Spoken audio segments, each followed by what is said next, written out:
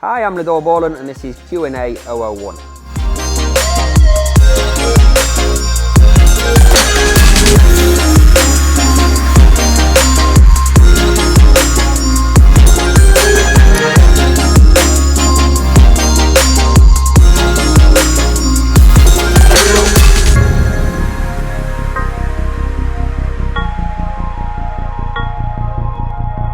Would I ever rescue dogs from shelters and train them? So yes, I used to do that and I love doing that. It's quite a passion of mine, but ultimately, would I ever do it for what we do in terms of family protection? No, because you don't know the history of the dog, which therefore you can't ever put that dog into another family. So I would definitely do it for the benefit of the dog and just to find another home and have better training, but I would never train a rescue dog to do protection, purely because I just don't know the history. What exercises do you make the dogs do? So it's a tricky question, because an exercise is obedience, an exercise is protection, an exercise could be classed as walking or agility or whatever it is that you're doing. So general exercise is walking and playing ball, but mental exercise is the obedience, protection and other things that we teach. So I class all that as exercise. Yeah, so if I had to pick one breed to work with for the rest of my life, what would it be?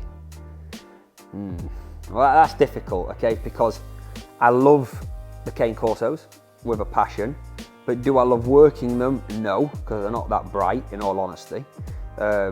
So I get a lot of passion and love from training the Shepherds and also the Malleys, but if I had to pick one, it's a difficult decision because they both give you so much in different ways. So I'm going to leave that one and maybe decide a bit later on in life. Of course, an old dog can learn new tricks, just depending on how old. Like if you're talking 14 and it's limping round, we can't see, I'd say no, an old dog can't learn new tricks. But yeah, definitely. We get old dogs in all the time with bad habits and bad behaviours and, you know, teaching them new behaviours and correcting behaviours, and yeah, it's possible. Yeah, what treats do we use in training? It's a common question everyone asks. Now, it depends on your dog. Some dogs prefer different treats. So I always say to this question is, find what your dog loves and then use that, because that's the highest value that you're going to get, and every dog has different high values.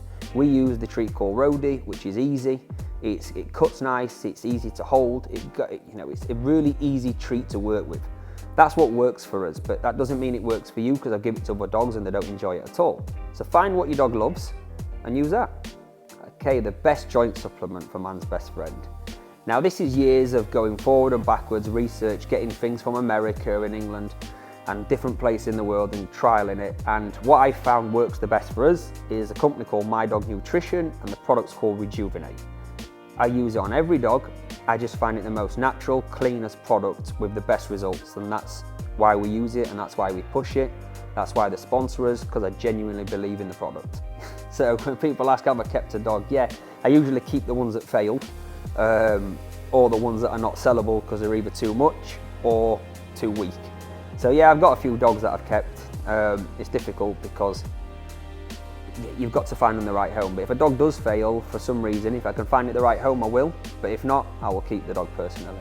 Looking up to dog trainers when I was younger. Yeah, I mean, look, I looked at loads of, when I started dogs, I mean, dog training's been around for years, obviously, way before I was even born. But I used to watch as much as I could online when I was younger, and there wasn't really massive amount of people doing what we were doing. When I started this, there was probably 2-3 companies in England doing this, so not many at all. And did I look up to them? I looked up to what they were doing, but I always knew I could do it better. I knew I could look at people's training and think, you know what, that's good, but I know we can do better. I know we have the ability to do better.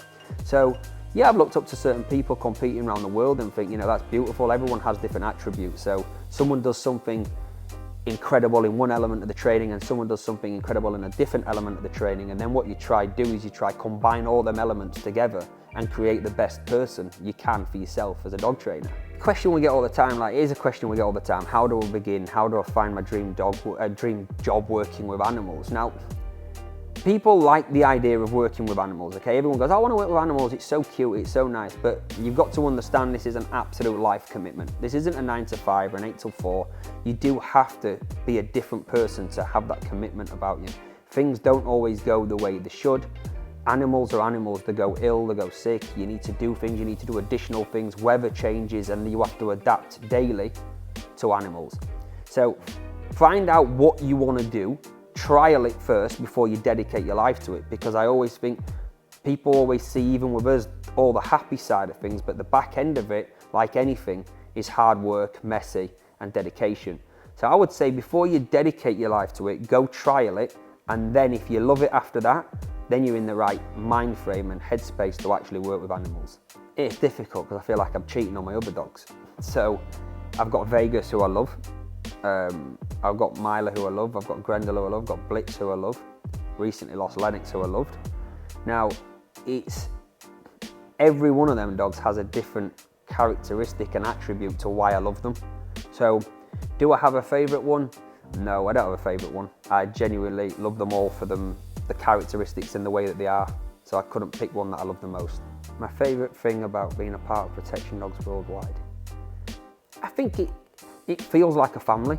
I think, yeah, look, you're not going to get on with everyone and people come and go. That's happened over the years. Loads of people come and go. But the people who have stayed here, have been here originally, like, you feel a good team. Like, you're traveling around the world together, you're on planes together, you're in hotels together. You have really good, deep conversations together. You train together. You achieve things together. And it's nice to see other people develop together, because it's not just you going around the world achieving things. People are going around the world seeing things that we'd never see, meeting people we'd never meet. Like, it's the most amazing feeling. So yeah, I mean, I love it here, and I think what makes it great is the atmosphere that we have.